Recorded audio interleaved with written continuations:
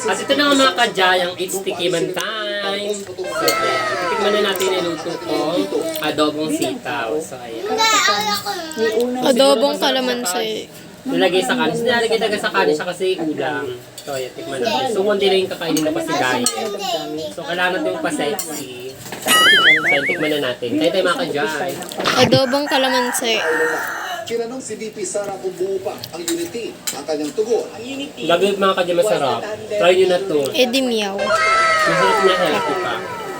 So, siyempre, sakto lang ang luto niya, hindi matigas, hindi malambot. Magustuhan ito ng mga kids. So, try nyo na mga kadyay. Kain tayo mga kadyay. Nakatuto,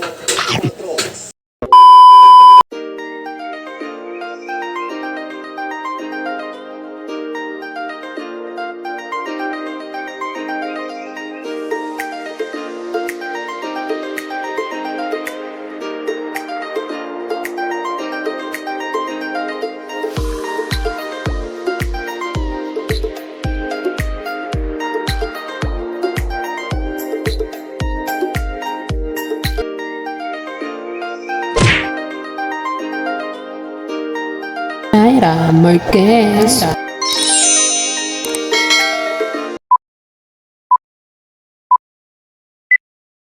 What's up mga kadyay? Welcome back sa aking channel. For today's video, pupunta kami ngayon sa face to face. So, ayan, gusto ko makita si Mama Carla at syempre magpa-picture sa kanya. At syempre gusto ko rin makapakahinig ng mga kaso na lulutasin nila at gusto kong may matutunan din.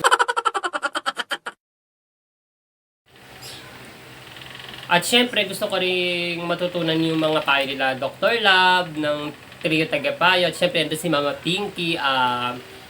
Gusto ko na siya makita kasi friend ko sa FB and tawag doon. And nalaman ko rin na naging maripeto siya dun sa may face to face. Nakakatuwa naman kaya gusto ko siya makita. Sobrang bait ko ni Mama Pinky. So, apat na taping daw yun. Magbabaon ako ng mga 5 damit para pampalit sa kada taping. So, ayan.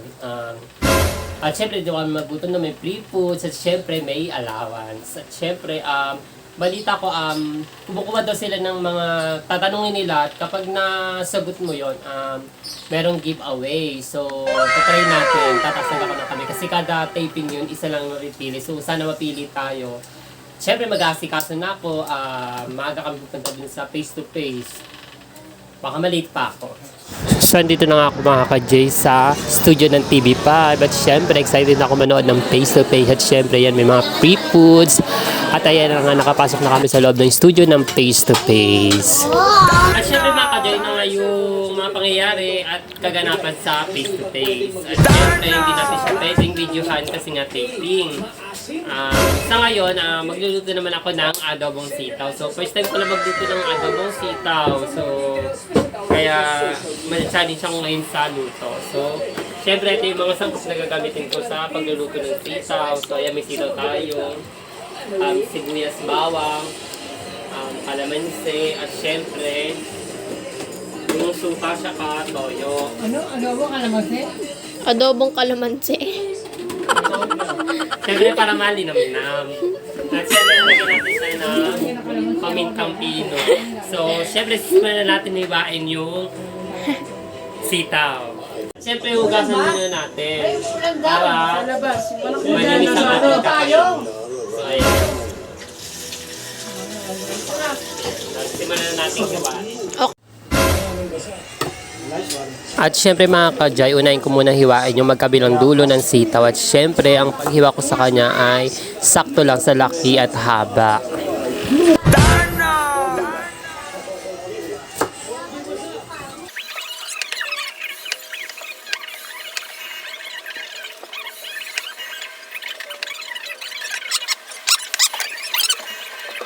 At syempre mga ka-Jay, kapag natapos ko ng hiwain yung sitaw, susunod ko naman hiwain ang bawang. At syempre, babalatan ko muna isa-isa ang bawang.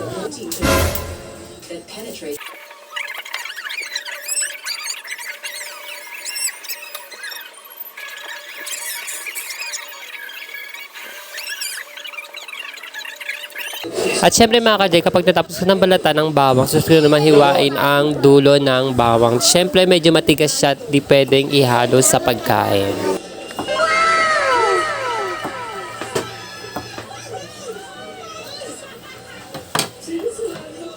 At syempre mga ka-Jay, kapag natanggal ko na yung matigas na dulo ng bawang, susunod ko namang hiwain ang bawang. Syempre hiwain ko siya at pipinu-pinuhin. Tatatad na rin.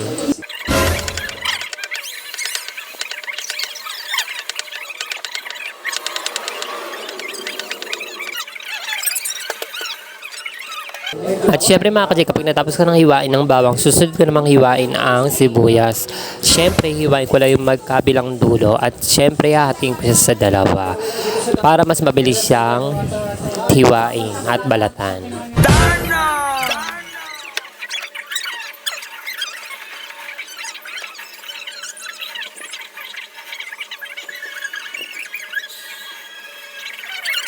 So ayun na nga mga ka-Jay, nabalatan ko na nga yung sibuyas. Siyempre kapag natapos ko ng balatan ng sibuyas, huhugasan ko naman siya kasi medyo mahapdi sa mata at masakit sa mata kapag naghihiwa.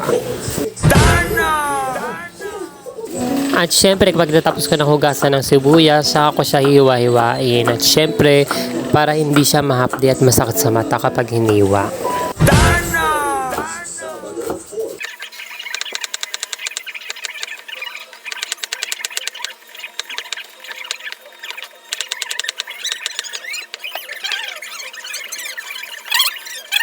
At ito na mga ka-Jay, ang mga hiniwa kong sitaw at syempre ang bawang at sibuyas.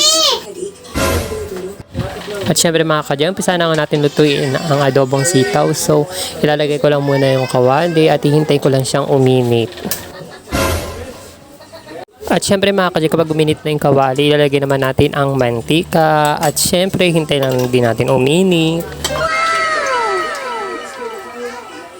At syempre mga ka-Jay, kapag uminit na yung mantika, saka natin ilalagay ang bawang. Gigisa lang natin ang bawang, hintay lang natin siya magkulay brown.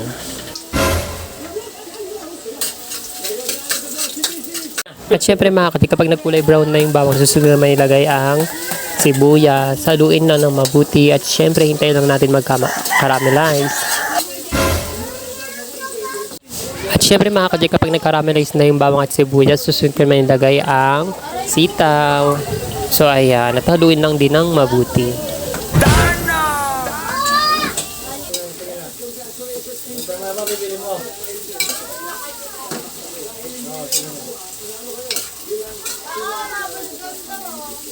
At syempre mga ka-Jay, lalagyan ko lang siya ng konting pampalasa. At syempre di ko na ipapakita ang mga products gawa nga ng hindi siya sponsor. Bakit naman? At syempre sunod ko na may ilagay ang pamintang pino. So ayan, at haluin lang ng mabuti.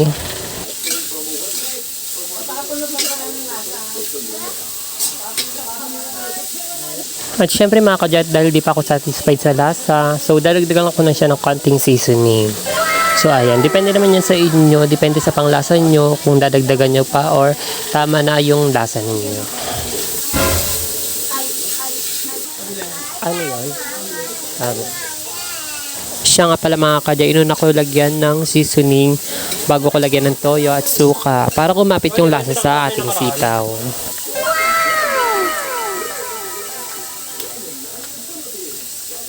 At syempre mga ka-Jay, so mailagay ang toyo. Ang toyo nagsisilbi para magkaroon siya ng kulay at dagdag lasa. At syempre mga ka-Jay, sunod man natin pigaan ng kalamansi. At sabi nga nila, mas nagbe-blend yung lasa niya kapag nilagyan ng kalamansi.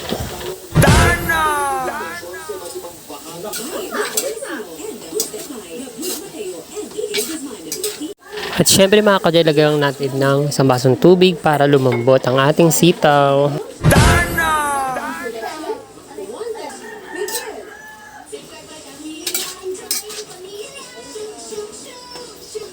At syempre sunod naman natin ilagay ang suka. At takpan lang natin at hintayin lang natin siyang maluto. 10 years later. At ito na nga mga kadyayang, it's tikiman time. Tikman na natin yung luto kong adobong sitaw. So, ayan. Adobong kalamansi. Nilagay sa kanin. Nilagay talaga sa kanin siya kasi ulam. So, ayan, tikman natin. So, konti lang yung kakainin na kasi diet. So, kailangan natin yung pa-sexy. So, tikman na natin. Kaya tayo mga kadyay. Adobong kalamansi. Tinanong si VP Sara kung buo pa ang Unity. Ang kanyang tugon, Gabi mga kadyay masarap. Try nyo na to. Edimiyaw. Masarap na healthy pa. So, siyempre, sakto lang yung luto niya, hindi matigas, hindi malambot. Magustuhan ka ng mga kids. So, try nyo na mga kadyay. Kain tayo mga kadyay. nakatutok Patros. So, ayun na nga mga kadyay, sobrang daming naganap. Nakapag-audience ako sa face-to-face at syempre, nakapagluto ako ng adobong sitaw. At syempre, naipamahal ko sa inyo kung ano nga ba yung at kung paano nga ba lutuin ang adobong sitaw. At syempre, may mga natutunan kayo. Kanina, habang nag-e-edit ako, hindi ko akalain na ipapalabas na pala yung tinaping namin sa face-to-face. So, papakita ko muna yung kaganapan dun sa face-to-face. So, binidyohan ko siya kanina habang nanonood. So, eto na nga. Try na nga yung video na napanood nyo kanina sa face-to-face. At syempre, para sa mga hindi pa nasa-subscribe sa aking YouTube channel, mag-subscribe na kayo para updated kayo sa aking mga susunod pang vlogs and video. And syempre, don't forget to follow my fan page, TikTok account, and Instagram. Yun lang mga ka-Jay. Babuhat!